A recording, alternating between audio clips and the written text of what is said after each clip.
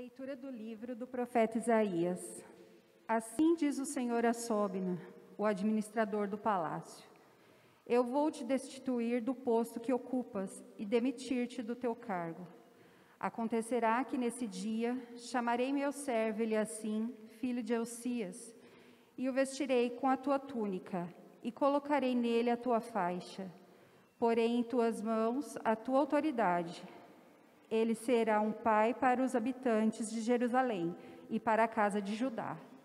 Eu o farei levar aos ombros a chave da casa de Davi. Ele abrirá e ninguém poderá fechar. Ele fechará e ninguém poderá abrir. Hei de fixá-lo como estaca em um lugar seguro, e aí ele terá o trono de glória na casa de seu pai. Palavra do Senhor.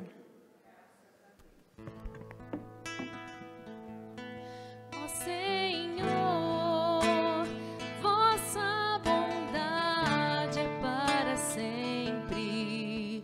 Completai em mim a obra começada. Ó Senhor, vossa bondade é para sempre. Completai em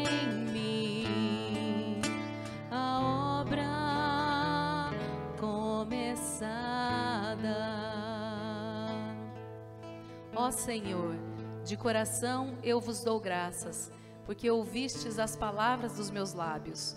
Perante os vossos anjos vou cantar-vos, e ante o vosso templo vou prostrar-me.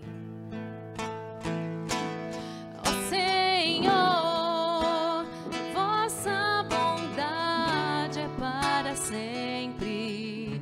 Completai em mim a obra começada. Eu agradeço o vosso amor, vossa verdade, porque fizestes muito mais que prometestes. Naquele dia em que eu gritei, vós me escutastes e aumentastes o vigor da minha alma. Ó Senhor, vossa bondade é para sempre. Completai em mim a obra começada. Altíssimo é o Senhor, mas olha os pobres, e de longe reconhece os orgulhosos. Ó Senhor, vossa bondade é para sempre. Eu vos peço, não deixeis inacabada esta obra que fizeram vossas mãos. Ó Senhor, vossa bondade é para sempre. Completai em mim a obra começada. Ó Senhor, vossa bondade é para sempre. Completai em mim a obra começada.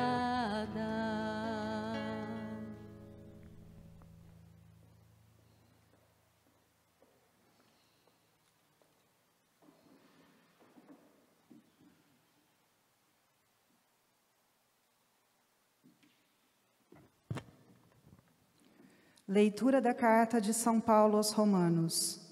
Ó profundidade da riqueza, da sabedoria e da ciência de Deus! Como são inescrutáveis os seus juízos e impenetráveis os seus caminhos! De fato, quem conheceu o pensamento do Senhor? Ou quem foi o seu conselheiro? Ou quem se antecipou em dar-lhe alguma coisa, de maneira a ter direito a uma retribuição? Na verdade, tudo é dele, por ele e para ele. A ele a glória para sempre. Amém.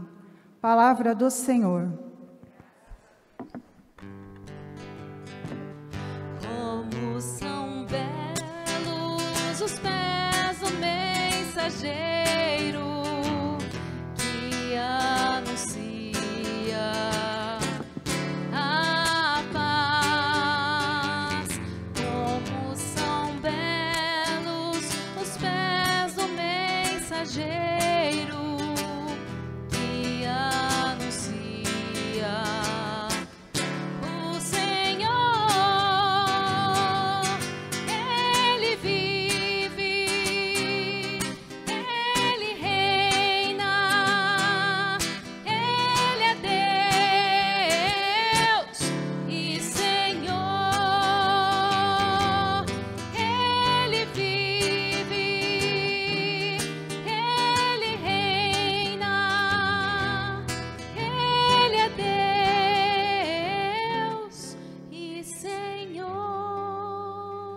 Senhor esteja convosco.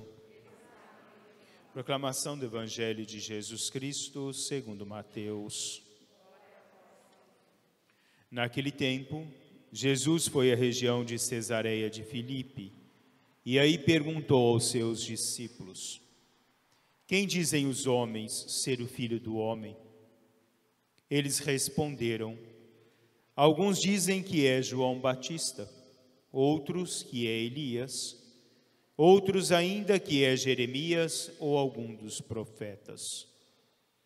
Então Jesus lhes perguntou: e vós, quem dizeis que eu sou? Simão Pedro respondeu: tu és o Messias, o Filho do Deus vivo. Respondendo, Jesus lhe disse: feliz és tu, Simão, filho de Jonas, porque não foi um ser humano que te revelou isso, mas o meu Pai que está no céu. Por isso, eu te digo que tu és Pedro, e sobre esta pedra construirei a minha igreja, e o poder do inferno nunca poderá vencê-la. Eu te darei as chaves do reino dos céus. Tudo que tu ligares na terra será ligado nos céus. Tudo que tu desligares na terra será desligado nos céus. Jesus, então, ordenou aos discípulos que não dissessem a ninguém que ele era o Messias. Palavra da salvação. Podemos sentar. Meus caros irmãos e irmãs, saber reconhecer ou conhecer alguém, ou fazermos o juízo de alguém, por mais que nós não temos o direito de fazer o juízo, mas quando nós temos a visão da pessoa com a qual nós nos deparamos, ou a pessoa com a qual nós convivemos, nós só podemos ter uma noção de quem é, à medida em que nós conhecemos na profundidade o outro, temos uma caminhada íntima com o outro, e aí nós podemos olhar a pessoa na sua integridade, nós podemos olhar a pessoa através das suas próprias ações. São os teus atos e não o teu conhecimento que mostra quem você é, quais são os seus ensinamentos, os seus pensamentos, diz John Fisher. Então o homem, ele é avaliado através das suas ações, daquilo que nós trazemos em nós, são revelados através das nossas ações. E perguntar quem é o outro depende da medida em que nós temos consciência das ações, dessa designação das ações que ele age no dia a dia da sua vida, o comportamento do outro no dia a dia da sua vida. Hoje Jesus faz uma pergunta: quem dizem os homens que eu sou? Quem poderia responder quem era Jesus? Quem tinha uma convivência, uma intimidade com o Filho de Deus. Algumas pessoas poderiam avaliar à distância quem era Jesus.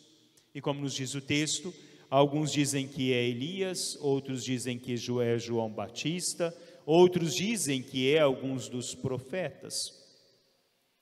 Quem é Jesus? Kant já dizia que muitas vezes nós avaliamos, fazemos o juízo imediato de um objeto ou de uma pessoa, consequentemente baseando-se na universalidade. Porque nós não olhamos a pessoa na sua individualidade, nós olhamos no contexto universal, Nós não olhamos aquela pessoa pelos seus próprios olhos, pela sua própria simplicidade no seu próprio ser. Porque muitas vezes nós fazemos o juízo do outro olhando o contexto, naquilo em que nós vivemos no contexto universal. E nós temos que analisar uma pessoa a partir do ser único dela, quem ela é ou de que forma ela age. Então os homens olhavam sobre a base universal. Ele age como um dos profetas. Ele parece muito com Elias, com aquilo que Elias falava. Ele parece muito com João Batista, que falava da conversão dos homens.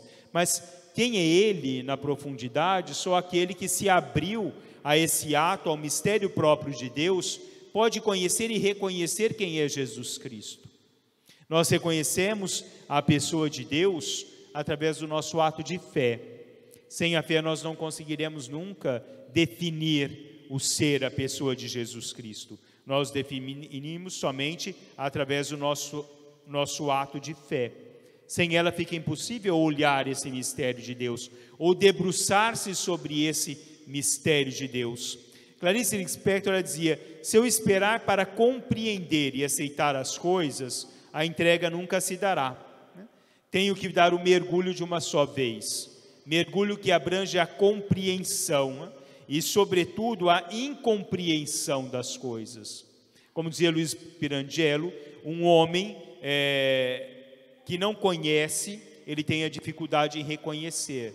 Então, quando eu tenho a minha dificuldade em reconhecer algo, é porque eu não conheço, é porque eu não tenho a profundidade, como diz Clarice Lispector. É lançar-se nesse oceano, lançar-se no ser e no mistério de Deus, para aos poucos conhecer quem é Deus. Vivenciar Deus exige do homem o despojamento, para adentrar nesse mergulho desse mistério infinito da bondade, da caridade de Deus. Deus é o ser supremo, como nos diz São Paulo na segunda leitura de hoje. Dele tudo provém, a ele tudo retorna, tudo vem de Deus, tudo nos é concedido de Deus e por Deus. E a nós, a vivência de Deus se dá na medida em que o homem se abre efetivamente a esse ato, a esse mistério da sua própria fé. Um ato de mistério de Deus que se realiza num dom que é de Deus, como diz o Catecismo da Igreja Católica. É uma virtude sobrenatural de Deus infundida no homem. Para que a pessoa possa manifestar-se na fé, é necessário a graça de Deus, que prove e socorre. É uma ajuda interior do Espírito Santo, que move o coração e leva os homens à abertura dos seus olhos.